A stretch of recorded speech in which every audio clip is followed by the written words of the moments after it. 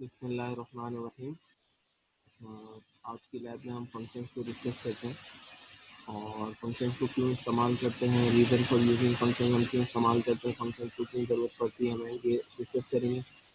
और कुछ built in functions जो हम पहले भी इस्तेमाल कर चुके हैं आप लोग अपनी प्रीवियस लैब्स के अंदर, जैसे कि आपने सी मैथ की लाइब्रेरी का एक फंक्शन इस्तेमाल किया था पावर।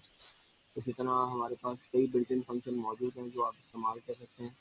और third thing is recursive function. अच्छा, तो पहले बात करते हैं फंक्शन के इस्तेमाल करने की, क्यों हमें ज़रूरत पड़ती है फंक्शन को यूज़ करने की। देन फिर हम आते हैं कि फंक्शन को लिखते कैसे हैं, फंक्शन का सिंटैक्स क्या है।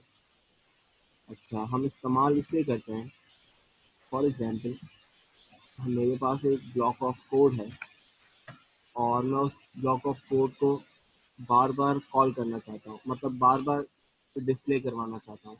और वो कोड जो है वो 100 लाइन्स का है और उसको डिस्प्ले जो है ना वो मैं एक साथ नहीं करवाना चाहता, मतलब बार बार डिस्प्ले से मुराद है मैं उसको लूप में भी डाल सकता हूँ। अगर बार बार मुझे उसी 100 लाइन को रिपीट करना है तो लूप भी है, लेकिन मुझे ये करना है कि जैसे कि फॉर एग्जांपल 2 लाइनें लिखी मैंने सी आउट एग्जांपल के तौर पे, it could be an 100 line, ये 100 लाइन भी हो सकती है। तो हम बार बार कोड को लिखेंगे तो नहीं ना, तो वो इनएफिशिएंट हो जाएगा, तो इसलिए हम फंक्शंस बना लेते हैं। तो आई होप आपको इस एग्जांपल से समझ आ जाएगा।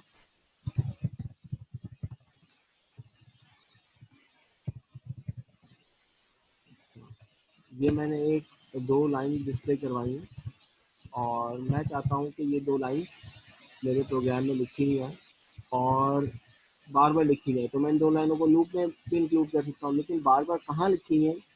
और मैंने यहाँ पे कुछ और जैसे इंटीजर एक्स इक्वल टू 1 कर लिया और कुछ और टास्क कर रहा हूँ मैं, मतलब पहले 100 लाइन ऑफ कोड लिखी या ये 2 लाइनें लिखी और फिर मैंने कुछ और टास्क कर लिया, x y z x equal to एक और वेरिएबल फ्लोट असाइन कर दिया, float equal to float y equal to 10, ये 2 वैल्यू कर ली।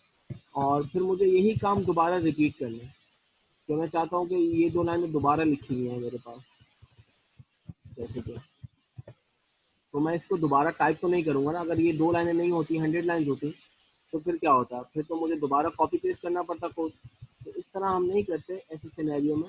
ऐसे सिनेरियो में हम क्या करते हैं कि हम इस कोड को, जो ये 2 लाइन है या 100 लाइन, कुछ भी 100 लाइन, तो ये कुछ भी हो सकती है, तो इसे हम एक फंक्शन ब्लॉक बना के डाल देते हैं। और जब हमें इन लाइनों की ज़रूरत पड़ती है या इस ब्लॉक ऑफ कोड या सेक्शन ऑफ कोड की हमें ज़रूरत पड़ती है, तो हम उसको फंक्शन को कॉल कर लेते हैं। ये बात हो गई हमारी फंक्शन डिज़ाइन करने की, हमें और फंक्शन डिज़ाइन करने की बात हो गई कि इसलिए फंक्शन यूजेज की बात हो गई कि फंक्शन, हाँ डिज़ाइन की नहीं, सॉरी, यूजेज की बात हो गई, इसलिए हम यूज़ करते हैं। और दूसरा ये कि अगर यही 2 लाइनें दोबारा कुछ कुछ और काम करते हैं यहाँ पे और फिर दोबारा ये 2 लाइनें चाहिए होती, तो अगेन वही दोबारा लिखना तो नहीं है और फिर दोबारा कॉल कर लेंगे। अच्छा, नाउ अब बात करते हैं हम फंक्शन के लिखने की, कि फंक्शन को लिखते कैसे हैं। तो ये हमारे पास कुछ जनरल फंक्शन का सिंटैक्स है कि पहले आप फंक्शन टाइप लिखेंगे, मतलब रिटर्न टाइप लिखेंगे, sorry it's not an function type, ये मेरे पास है रिटर्न टाइप, सॉरी थोड़ा सा टाइपिंग एरर है, तो मैं ठीक कर लेता हूँ। ये रिटर्न टाइप आएगी पहले आपके पास, फंक्शन रिटर्न टाइप, तो मैं ठीक करके रिटर्न टाइप लिख लेता हूँ यहाँ पे, रिटर्न टाइप। अच्छा, नाउ ये मेरे पास है रिटर्न टाइप, और रिटर्न टाइप पहले लिखेंगे आप, देन फिर फंक्शन नेम लिखेंगे, और देन पैरामीटर लिस्ट है। ये सब चीज़ों की ऐसे से करके बात करेंगे कि फंक्शन टाइप क्या होती है। तो ये जनरल एक सिंटैक्स है फंक्शन लिखने का। जैसे आप इंटीजर डिफाइन करते हैं, तो इंटीजर डिफाइन करने के लिए पहले आईएनटी लिखते हैं, तो इसी तरह फंक्शन नेम लिखने के लिए पहले आप जो है टाइप लिखेंगे, रिटर्न टाइप। अच्छा, आप सबकी एक एक करके बात करते हैं। टाइप्स ऑफ फंक्शन किस किस तरह के होते हैं, पहले इनकी बात करते हैं। तो वॉइड फंक्शन हमारे पास होते हैं कुछ, which does not return any value when invoke, मतलब जब वो कॉल होते हैं तो फंक्शन कोई वैल्यू रिटर्न नहीं करता। जैसे रिटर्न टाइप ऊपर डिफाइन होगी, रिटर्न टाइप की भी बात करते हैं, कब हमें ज़रूरत पड़ती है रिटर्न टाइप की और कब हमें वैल्यू रिटर्न करवाने की ज़रूरत पड़ती है। सेकंड होते हैं function that returns a value once invoke, जैसे ही वो कॉल होंगे फंक्शन, जैसे ही आप उन्हें एक्सेस करेंगे तो वो जब जितनी दफ़ा भी कॉल होंगे तो वो वैल्यू कोई ना कोई वैल्यू रिटर्न करेंगे अगर आपने रिटर्न टाइप मेंशन की है। तो उसकी भी बात करते हैं कि कब हमें फंक्शन की रिटर्न टाइप लिखने की ज़रूरत पड़ती है और कब हमें फंक्शन की रिटर्न टाइप नहीं लिखने की ज़रूरत पड़ती है। तो ये हमारे पास एक एग्जांपल है जिसके अंदर एक फंक्शन डिज़ाइन हुआ है, वॉइड फंक्शन, और उसके अंदर एक शेप का फंक्शन कॉल हुआ है। तो इस एग्जांपल को स्टडी नहीं करते, डायरेक्टली हम इस वाली एग्जांपल को डिस्कस करते हैं। इसके अंदर हमारे पैरामीटर की भी बात हो जाएगी। ऊपर वाले एग्जाम्पल्स में कोई क्यूरी हो तो आप मुझसे पूछेगा। आई होप उनमें कोई क्यूरी नहीं होंगी। आफ्टर ये हम सब डिस्कस कर लेंगे पूरा मैनुअल, तो उसके बाद आई होप कोई क्यूरी नहीं बचेंगे। तो कोई क्यूरी है तो आप मुझसे वीडियो लेक्चर देखने के बाद ईमेल वगैरह पे भी पूछ सकते हैं या व्हाट्सएप पे पूछ सकते हैं। अच्छा, इसके अंदर हमारे पास अगर एग्जाम्पल को देखा जाए, इसके अंदर हमारे पास एक लाइब्रेरी इंक्लूड है और देन मेन का फंक्शन है। अच्छा, ये किसी और कंपाइलर के लिए टाइप हुआ है। हर कंपाइलर के अंदर लाइब्रेरी डिफरेंट डिफरेंट होती है। तो हम iOS कोड ब्लॉक के लिए एक्चुअली टर्बो सी कंपाइलर के लिए बना हुआ है। अच्छा, now include stdio.h integer main function start हुआ, दो वेरिएबल डिफाइन किए, एक्स वाई और देन एरिया।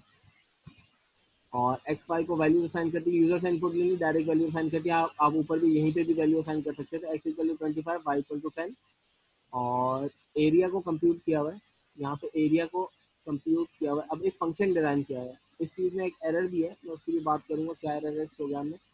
अच्छा, कंप्यूट का एक फंक्शन बनाया हुआ है जिसे कॉल किया गया है, और उसके उस फंक्शन के अंदर क्या किया गया है, दो एक्चुअल पैरामीटर्स हैं इसके। अच्छा, दो पैरामीटर्स हैं, पैरामीटर्स हैं। एक्चुअल पैरामीटर्स कौन से होते हैं, फॉर्मल कौन से होते हैं, इसकी बात करते हैं। दो पैरामीटर्स हैं उसके, एक्स एंड वाई। ये जो पैरामीटर्स कहलाते हैं ये एक्स एंड वाई कहलाते हैं। अच्छा, अब आपको एक बात ये बताता चलूँ यहाँ पे, ये कॉन्सेप्ट है हमारे पास एक लोकल वेरिएबल का, एक ग्लोबल वेरिएबल का कॉन्सेप्ट है यहाँ पे। तो लोकल वेरिएबल्स क्या होते हैं हमारे पास, जैसे ये जो एक्स एंड वाई डिफाइन हुआ है ना, इस प्रोग्राम में कोई ग्लोबल वेरिएबल नहीं है। इस प्रोग्राम के अंदर सारे के सारे वेरिएबल जो है वो लोकल है।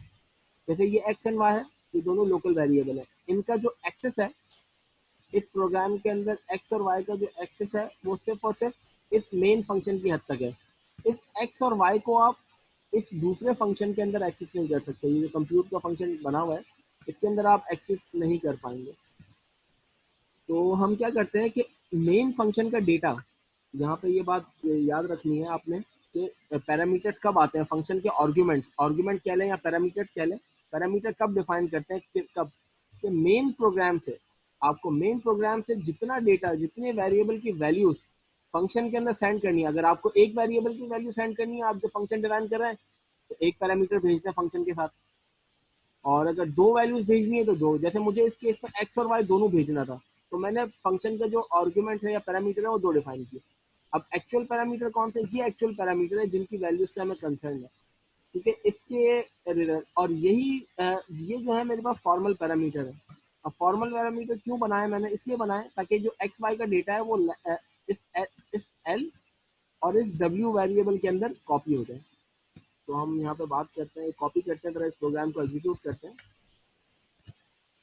और प्रोग्राम को इसके अंदर थोड़े एरर्स भी हैं, सेमी कॉलन और एक दो चीज़ों के और एरर हैं, तो वो भी हम देख लेते हैं। अच्छा, ये मैंने फंक्शन को प्रोग्राम को वो कर दिया। अच्छा, एक चीज़ ये मैंने मिस्टेक कर दी है, ये भी कॉपी नहीं करना था मैंने। और ये ब्रैकेट है, एक ब्रैकेट का इशू होगा, रिटर्न ए किया है मैंने, ये ब्रैकेट का इशू है।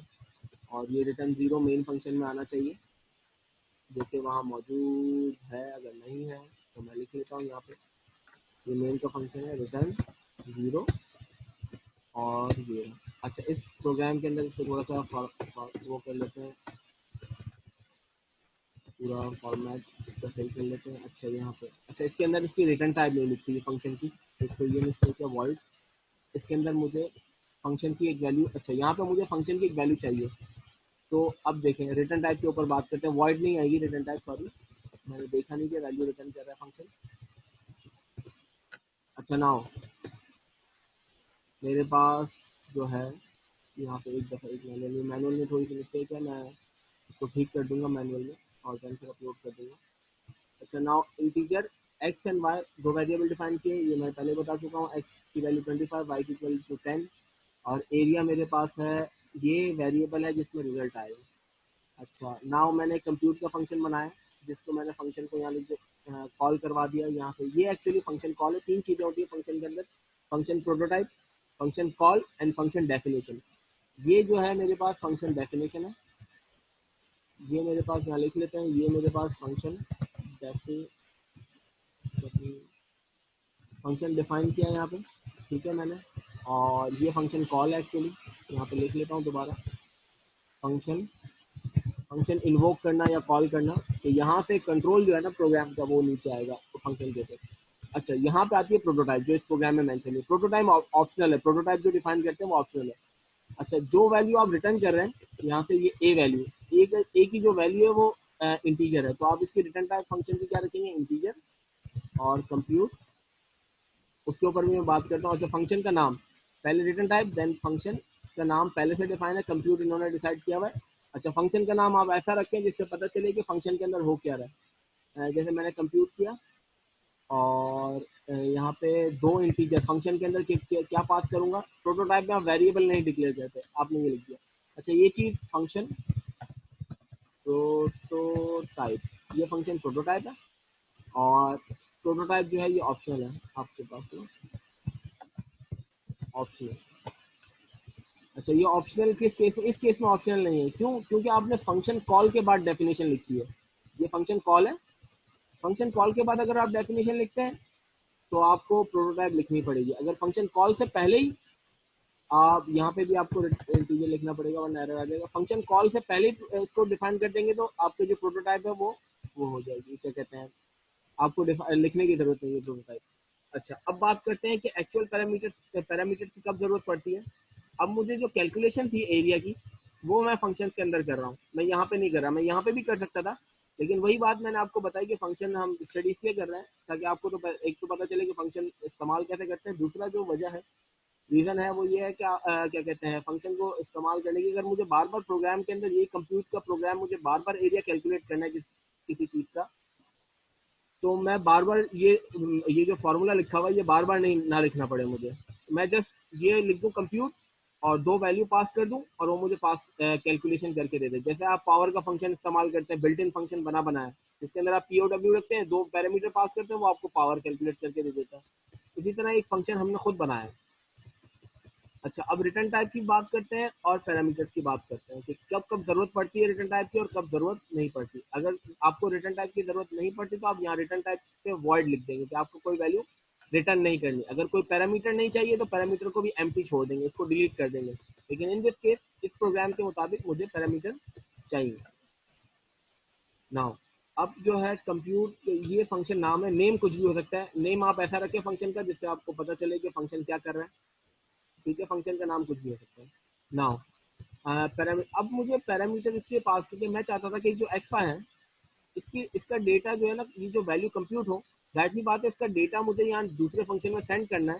तो इसलिए मैं, ये लोकल वेरिएबल है, जैसा मैंने आपको पहले बताया, लोकल वेरिएबल के अंदर ये होता है कि आप इस एक्स वाई को दूसरे फंक्शन के अंदर एक्सेस नहीं कर सकते, क्योंकि ये सिर्फ और सिर्फ इस मेन फंक्शन के अंदर डिफाइन हुआ है।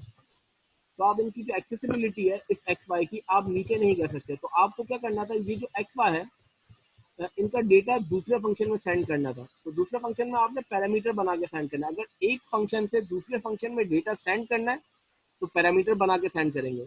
जैसे कि कॉल करने के लिए, जहां से फंक्शन कॉल कर रहे हैं वहां का डेटा आपको सेंड करना है फंक्शन के अंदर, तो पैरामीटर बना के आएगा।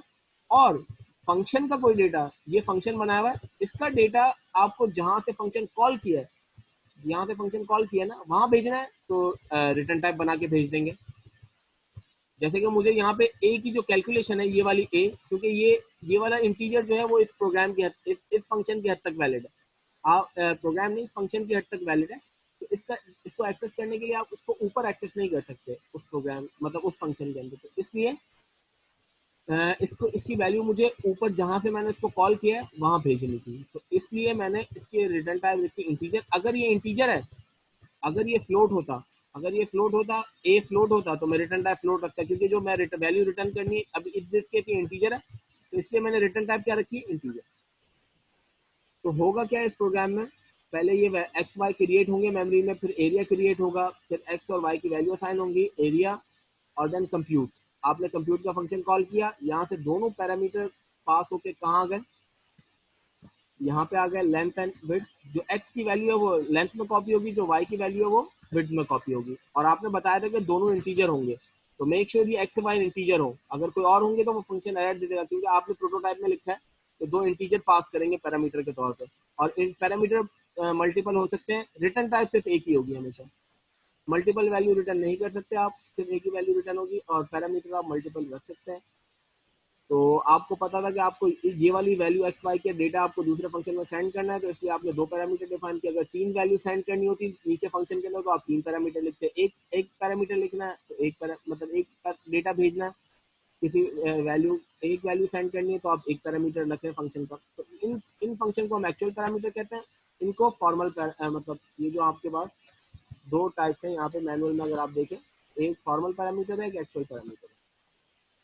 फॉर्मल इसलिए कि इनको हम एक्सेस, इनके अंदर सिर्फ डेटा कॉपी करवा रहे हैं, इनके अंदर वैल्यू हम असाइन नहीं कर रहे, ना इनपुट ले रहे हैं। तो जो एक्स की वैल्यू है, ये जो एक्स की वैल्यू है मेरे पास यहाँ पे, मैं यहाँ पे ड्रॉ ले लेता हूँ, यहाँ पे थोड़ा सा ड्रॉ कर लेते हैं। ये जो एक्स की वैल्यू है वो इसमें कॉपी हो जाएगी, और जो वाई की वैल्यू है वो इसमें कॉपी हो जाएगी। अगर आप पैरामीटर आगे पीछे करेंगे, वाई को पहले लिख लेंगे तो वाई की वैल्यू लेंथ में कॉपी होगी और एक्स की वैल्यू विड्थ में कॉपी हो जाएगी। तो यहाँ से फंक्शन का जो कंट्रोल है, पहले ये लाइन एग्जीक्यूट होगी, फिर ये लाइन एग्जीक्यूट होगी। जैसे ही इस लाइन पे आएंगे तो ये देखेगा यहाँ पे कंप्यूट लिखा हुआ है। तो प्रोग्राम का जो कंट्रोल है, फ्लो है, जो प्रोग्राम है मेरे पास उसका जो फ्लो है वो डायरेक्टली उठ के यहाँ आ जाएगा। ठीक है, डायरेक्टली उठ के यहाँ आ जाएगा, मतलब वो इस लाइन नीचे वाली लाइन पे नहीं आएगा, कंट्रोल प्रोग्राम का कंट्रोल जंप करके नीचे आ जाएगा। फिर आपने इस फंक्शन में जो भी लिखा होगा, एक्स वाई जेड आपने इस फंक्शन में जो भी लिखा है, ठीक है, मैं इसको क्लियर कर देता हूँ जो मैंने एनोटेशन की है इसको। अच्छा, जो भी आपने लिखा है, आपने क्या किया फंक्शन के अंदर, कंट्रोल यहाँ है, आपने एक वेरिएबल डिफाइन किया ए, और इसमें कंप्यूट किया लेंथ। लेंथ के अंदर क्या कॉपी होगा, एल के अंदर 25, और जो विड्थ है उसके अंदर क्या कॉपी होगा, 10। तो आपकी 25 मल्टीप्लाई बाय 10 जो रिजल्ट आएगा आपके पास वो किस में कॉपी हो जाएगा, ए के अंदर। तो ए के अंदर मेरे पास कॉपी हो जाएगा 25 मल्टीप्लाई बाय 10 250। तो ए के अंदर में अब जो इस फंक्शन के जो जी ए है ना, मैं चाहता हूँ कि इस एरिया वेरिएबल में कॉपी करवाना है मुझे, तो मैं डायरेक्टली यहाँ पे ए प्रिंट नहीं करवा सकता। मैं अगर सी आउट ए करूंगा ना इस फंक्शन के अंदर, तो इस फंक्शन को नहीं पता कि ए क्या है, मेन फंक्शन को नहीं पता कि ए कोई चीज़ एग्जिस्ट करती है प्रोग्राम में, क्योंकि जो ए वेरिएबल है वो जो है वो लोकल वेरिएबल है, वो सिर्फ इस फंक्शन के अंदर क्रिएट हुआ हुआ है और कहीं क्रिएट नहीं हुआ हुआ। तो इसका अब रिटर्न टाइप की यहाँ बात करें, तो अगर फंक्शन की कोई वैल्यू, फंक्शन से डेटा जहाँ से उसको कॉल किया गया है, जैसे यहाँ से कॉल किया गया है ना फंक्शन को यहाँ कॉल किया गया, यहाँ से कंट्रोल नीचे की तरफ आएगा। तो जहाँ से आपने कॉल किया वहाँ डेटा सेंड करना है उस फंक्शन के अंदर, या मेन फंक्शन के अंदर आपको डेटा सेंड करना है, तो आप रिटर्न टाइप लिखेंगे। अगर आपको डेटा नहीं सेंड करना, आप ये भी कर सकते थे अल्टरनेट मेथड, मैं आपको अल्टरनेट मेथड भी करके बता देता हूँ। लेकिन अगर आपको, वो डिपेंड करता है आपने फंक्शन कैसे डिजाइन करना है, आपकी नीड क्या है और जरूरत क्या है, इट्स अप टू यू, और टास्क क्या गिवन है। इस प्रोग्राम को चला लेते हैं ज़रा, और थोड़ा सा और एक्सप्लेन कर देता हूँ इस प्रोग्राम को फर्दर, ताकि अभी आउटपुट जो आएगी मेरे पास वो प्रोग्राम एग्जीक्यूट हो रहा है। ज़रा वेट करते हैं एक मिनट।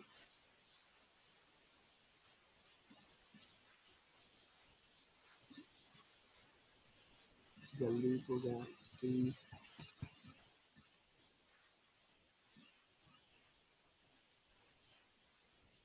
ना एग्जीक्यूट हो गया मेरे पास पहले आउटपुट आ रही है तो 250, डायरेक्टली सिर्फ 250 लिखा हुआ है। आपको कुछ और डिस्प्ले करना है तो वो भी कर सकते हैं। अच्छा, जो ए आपने यहाँ पे कैलकुलेशन हुई वो डेटा 250 ए में कॉपी हुआ, आपने यहाँ लिखा हुआ रिटर्न ए। तो रिटर्न ए का ये मतलब है जो ए की वैल्यू है वो रिटर्न होके कहाँ जाएगी, कहाँ कंट्रोल कहाँ जाएगा प्रोग्राम का। तो प्रोग्राम का जो फ्लो है यहाँ से यहाँ, एक मिनट, प्रोग्राम का जो फ्लो है वो यहाँ से यहाँ आया था। अब जब इस लाइन फंक्शन क्लोज होगा, मतलब आखिरी ब्रैकेट आएंगे, आपने रिटर्न लिखा हुआ है, तो प्रोग्राम का जो फ्लो है दोबारा इस लाइन पे आ जाएगा।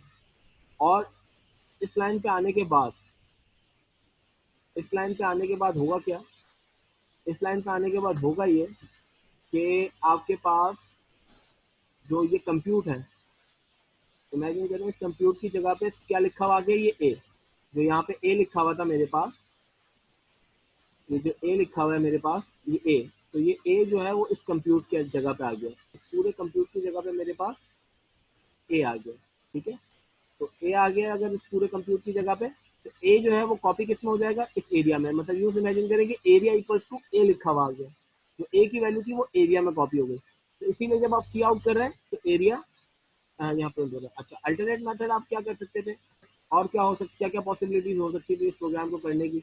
ये भी हो सकता था आप रिटर्न टाइप रखें वॉइड, अब रिटर्न टाइप आपने रखी वॉइड, और अब रिटर्न टाइप वॉइड रखिए तो आप इसको कोई वैल्यू असाइन नहीं कर सकते फंक्शन कॉल करते वक्त, वो आपको एरर दे देगा, बोलेगा कि फंक्शन कोई वैल्यू रिटर्न नहीं करेगा, वॉइड है, तो इसका मतलब ये कंप्यूट। अब आप ये सी आउट एरिया भी यहाँ नहीं कर सकते,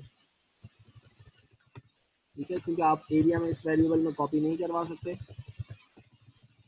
और आपने इसको भी वॉइड कर दिया, रिटर्न टाइप वॉइड, और आपने यहीं पे कर दिया सी आउट ए, तभी प्रोग्राम की आउटपुट वही आएगी। अब इट डिपेंड्स कि आपको नीड क्या है, ज़रूरत क्या। अगर आपको डेटा ऊपर सेंड करना है बार बार, आप चाहते हैं कि जब भी कंप्यूट करूं तो डेटा जो कंप्यूट होकर जो रिजल्ट आए, जो एरिया कैलकुलेट होगा, मुझे अलग एक वेरिएबल में कॉपी करवाना, तो आप इन दिस केस आप वैल्यू रिटर्न करवा लें। अब इस प्रोग्राम की आउटपुट अपनी वही 250 आएगी।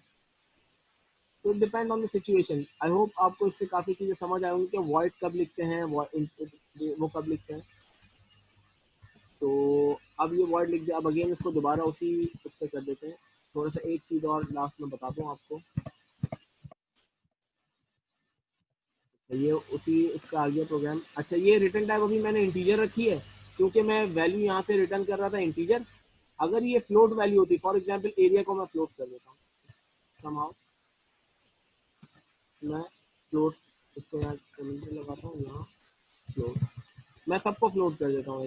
एक और चीज़ समझा देते हैं साथ साथ, इनको भी फ्लोट कर देता हूँ। अभी मुझे एरर मिलेंगे बहुत सारे, क्योंकि मैंने लिखा है कि मैं जो वैल्यू रिटर्न करूंगा वो इंटीजर होगी, और मेरा यहाँ से मैं जो रिटर्न कर रहा हूँ वो इंटीजर ही रिटर्न कर रहा हूँ। लेकिन खैर, रिटर्न टाइप चेंज करने पे तो कोई एरर नहीं आएगा, यहाँ एरर आ जाएगा। पहले पहले तो ये एरर आएगा, आपको मना करेगा कि ये एक्स वाई इंटीजर नहीं है, फ्लोट है।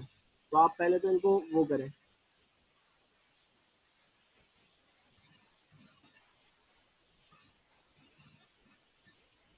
अच्छा, ये इसलिए चल गया है क्योंकि जो ये आपके पास है इंटीजर, ये डेटा जो एक्स वाई है ये फ्लोट है, और आपके पास, अच्छा इट सीम्स कि ये लॉजिकल एरर है आपके पास, कंपाइलर एरर नहीं है। कंपाइलर ने इसलिए रीड नहीं किया एरर को, क्योंकि ये डेटा, फ्लोट का डेटा इंटीजर में कॉपी हो जाता है। ओके, तो फ्लोट का डेटा इंटीजर में कॉपी हो जाता है, इसलिए ये एरर नहीं दे रहा। ठीक है, तो यहाँ पे अब लेकिन आपको, आप फ्लोट ही कर लें, इससे बेहतर है, क्योंकि जो एक्स वाई है आपने उनको चेंज किया है, तो आप पैरामीटर को भी फ्लोट ही कर लें तो वो ज़्यादा बेहतर है, क्योंकि आप फ्लोट का डेटा इंटीजर में कॉपी कर सकते हैं। अब ना इसको फ्लोट कर लेते हैं, और अभी एरर आ जाएगा क्योंकि आपने इन दोनों को इंटीजर डिफाइन किया है। अगर आप अभी करेंगे तो वो आपको एक माइनर सा एरर देना चाहिए इसे। ठीक है, ये देखें, ये एरर दे रहा है, कह रहा है कि एक्स वाई जो है वो फ्लोट है, और यहाँ पे दोनों को आपने इंटीजर रखा है, तो मेक श्योर कि ये भी फिर फ्लोट ही हो, फ्लोट और फ्लोट। और ये जो वेरिएबल नेम मैंने डिफाइन किए, जरूरी नहीं है लेंथ और विड्थ हो, ये तो आप इनको चेंज भी कर सकते हैं। तो आपने, अच्छा, और एक और चीज़ कि प्रोटोटाइप कब ऑप्शनल होती है वो भी साथ साथ बता देते हैं। अगर आप इस फंक्शन को यहाँ से कट करके इस प्रोटोटाइप को, मैं कमेंट बना देता हूँ, आप यहाँ लिख लेंगे ऑटोमेटिक कंप्लीट, तो वो आपको क्या कहते हैं डायरेक्टली, क्योंकि आपने अब फंक्शन कॉल से पहले ही उसको डिफाइन करते हैं, यहाँ कॉल कर रहे हैं, ये फंक्शन कॉल है, फंक्शन कॉल से पहले डिफाइन कर दिया तो कोई इशू नहीं आएगा, उसे कंपाइलर को पता चलेगा, क्योंकि कंपाइलर जो है वो स्टेप बाय स्टेप लाइन को रीड करता है, पहले ये लाइन, देन ये लाइन, देन ये लाइन, तो उसको पता चल जाएगा कंपाइलर को कि हाँ, अ, मेरे पास जो है,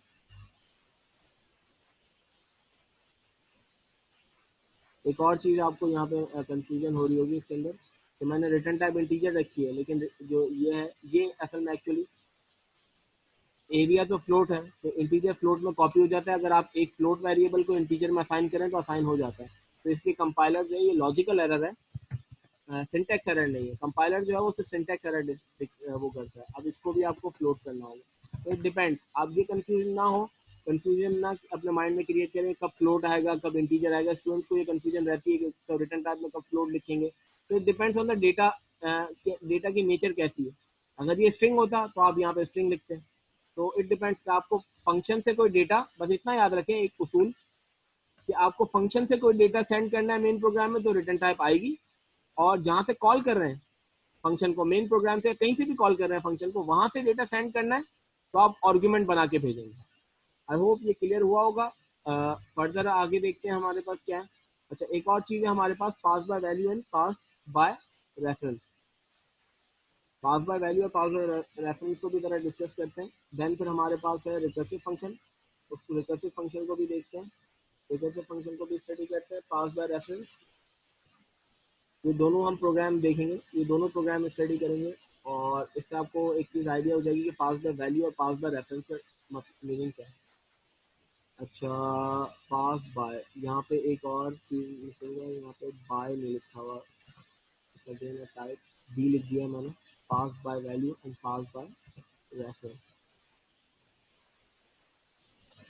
अब पास बाय रेफरेंस क्या है, रेफरेंस की भी बात करते हैं। जरा इस प्रोग्राम को अपने पास लिख लो मैं, तो सिलेक्शन कर लो, इस प्रोग्राम को कॉपी करते हैं। या नीचे वाले एक ही प्रोग्राम को डिस्कस कर लेते हैं, सिमिलर। ये सिमिलर प्रोग्राम है, इसको एडिट कर लेते हैं। अच्छा, वो भी सिमिलर, दोनों सिमिलर प्रोग्राम है। एक पास बाय वैल्यू से लिखा हुआ है, एक पास बाय रेफरेंस से लिखा हुआ है। तो मैं इसको कॉपी कर लेता हूँ, ये थोड़ा कंप्लीट लिखा हुआ है, इसलिए मैं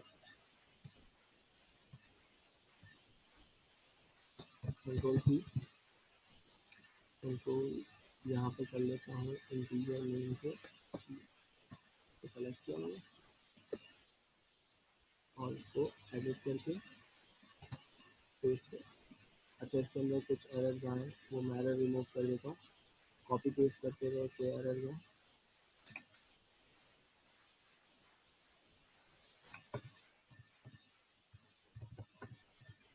तो यहाँ पे आपको बताना है पास बाय वैल्यू क्या होता है और रेफरेंस से हमें डिफरेंस क्या मिलता है। तो यहाँ पे मेन फंक्शन का एक ब्रैकेट आ गया, और अगेन इस फंक्शन को हम डिक्लेयर कर लेते हैं कॉल पहले, मेन से पहले डिक्लेयर कर लेते हैं, ताकि हमें प्रोटोटाइप नहीं लिखनी पड़ेगी। और हम देख लेंगे कि क्या होता है हमारे पास। ये एक्चुअली पास बाय वैल्यू है, पास बाय रेफरेंस नहीं है। अच्छा, ये डबल, ये असल में माइक्रोसॉफ्ट वर्ड पे मैनुअल टाइप किया है। माइक्रोसॉफ्ट वर्ड पे आप जब टाइप करते हैं तो थोड़ा सा इशू आता है इन्वर्टेड कॉमास का। तो मैं इन्वर्टेड कॉमास को ठीक कर लेता हूँ, वरना वो एरर दे देगा मुझे।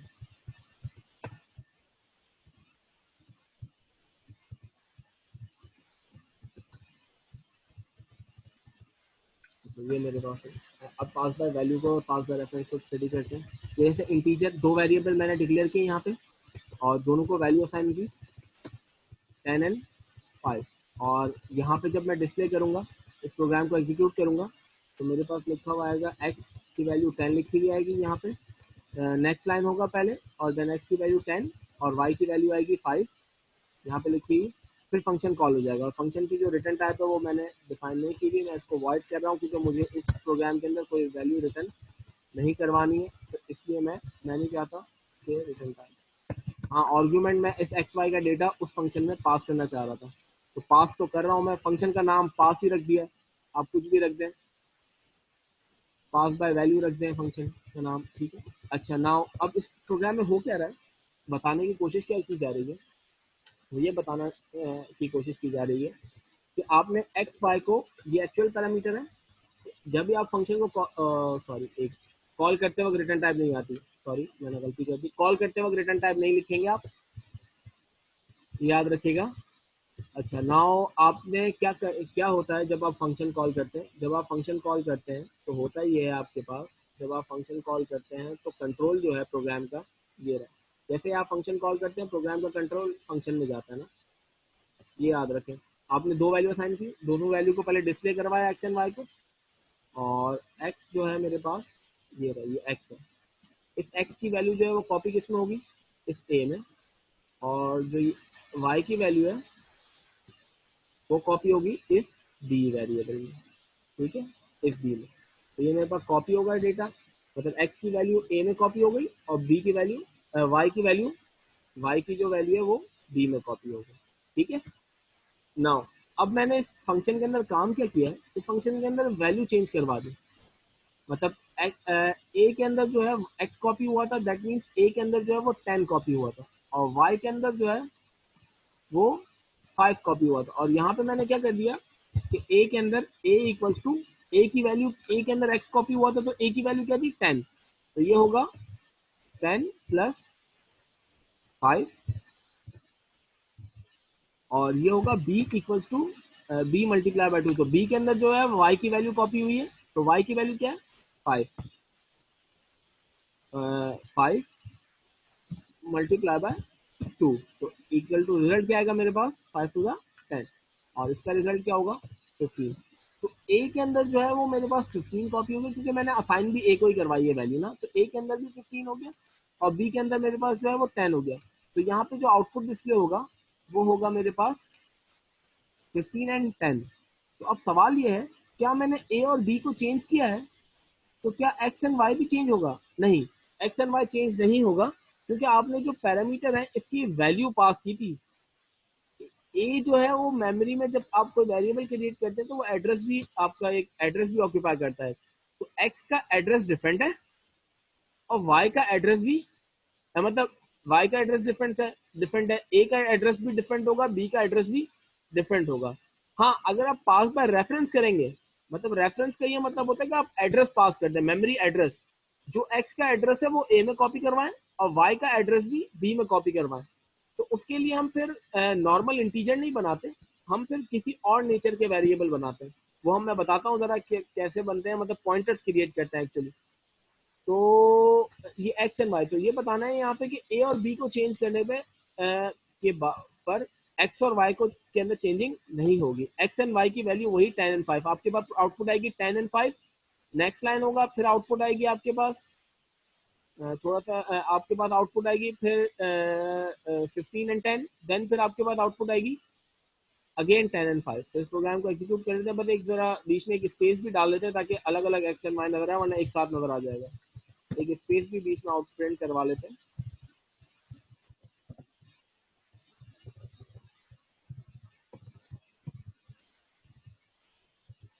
नाउ अब प्रोग्राम को जरा वो करते हैं एग्जीक्यूट।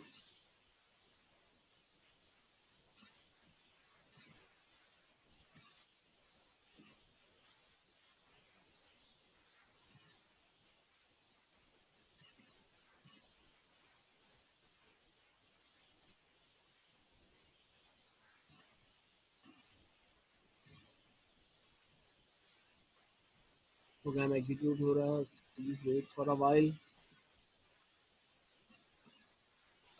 एग्जीक्यूट हो गया, आपके पास यहाँ आउटपुट आ गई। अच्छा, ये स्लैश एन थोड़ा स्लैश मैंने गलत बना दिया है, again typing error, slash n back slash होता है, फॉरवर्ड स्लैश नहीं होता, बैक स्लैश।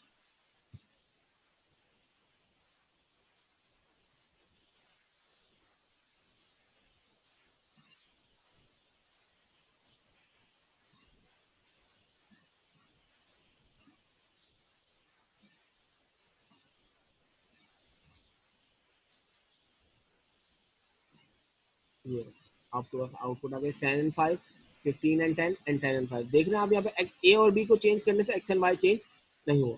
अब मैं अगर इसको ये पास बाय वैल्यू था, अब मैं अगर पास बाय रेफरेंस करूँ, अगर पास बाय रेफरेंस है, ये रहा रेफरेंस। रेफरेंस पास करने के लिए क्या करना पड़ता है कि ये जो हमारे ना क्योंकि नॉर्मल इंटीजर जो है ना सिर्फ और सिर्फ डेटा कॉपी करते हैं, ये नॉर्मल इंटीजर है सिर्फ और सिर्फ।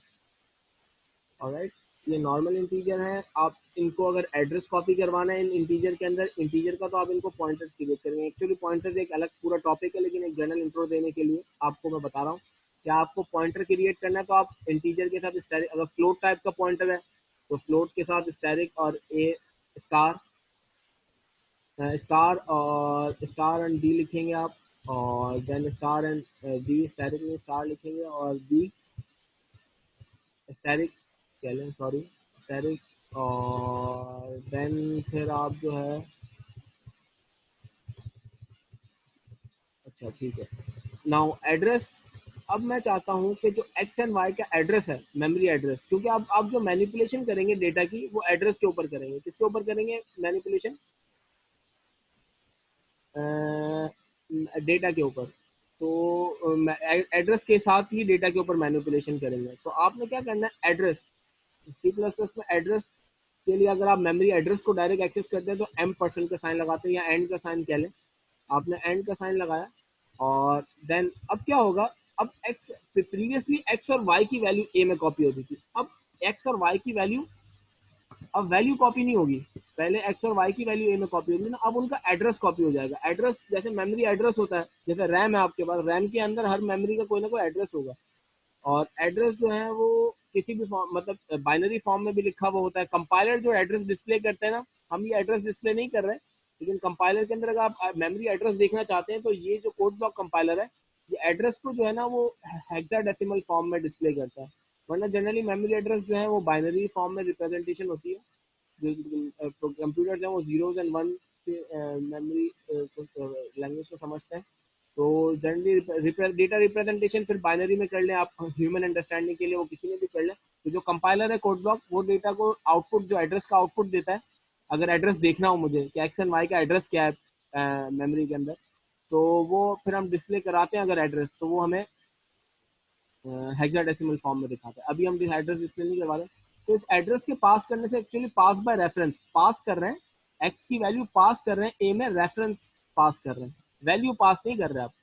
तो आप, ये कहलाता है पास बाय रेफरेंस, कि आपने रेफरेंस पास कर दिया इसका। तो अब क्या होगा, अब आप इस केस में अगर ए और बी को चेंज करेंगे ना, और ए और बी को डायरेक्टली चेंज नहीं करेंगे, आप इस तरह चेंज करेंगे, स्टैरिक लगाया, क्योंकि ताकि ये लगाने से क्या होगा आपके पास, कि आप ए के एड्रेस पे जो भी वैल्यू लिखी होगी ना, जैसे 10, तो वो उसी एड्रेस पे वही वैल्यू कॉपी कर देगा। दैट मीन्स कि जो भी वैल्यू ए के एड्रेस, ए के अंदर एड्रेस है एक्स का, वो एक्स के एड्रेस पे जाएगा, और वैल्यू जो भी रखी होगी एक्स के एड्रेस पे, वैल्यू क्या होगी, 10 होगी, तो यहाँ पे 10 आ जाएगा, और 10 प्लस 5, और वो उसी एड्रेस पे जाके जो वैल्यू अपडेट होगी ना, 15 हो गया, तो वो उसी एड्रेस पे, तो उस एड्रेस पे पुरानी जो वैल्यू होगी ना, वो वैनिश हो जाएगी, डिस्कार्ड हो जाएगी।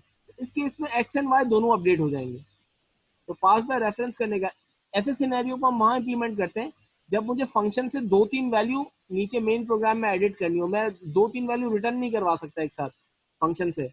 तो फंक्शन के अंदर कोई मैनिपुलेशन या कैलकुलेशन करेंगे तो मेन प्रोग्राम में भी उसकी अपडेशन हो, या वही डेटा आप मेन प्रोग्राम में भी एक्सेस कर सकें। तो इस सिनेरियो के अंदर फिर आप रेफरेंस, पास बाय रेफरेंस करते हैं।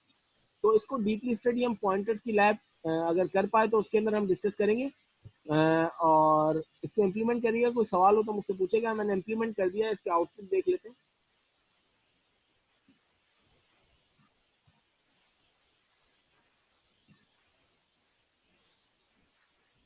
हाँ, प्रोग्राम एग्जीक्यूट हो रहा है, बस थोड़ी सी और थोड़ा वेट करें। सिस्टम जो है वो स्लो चल रहा है।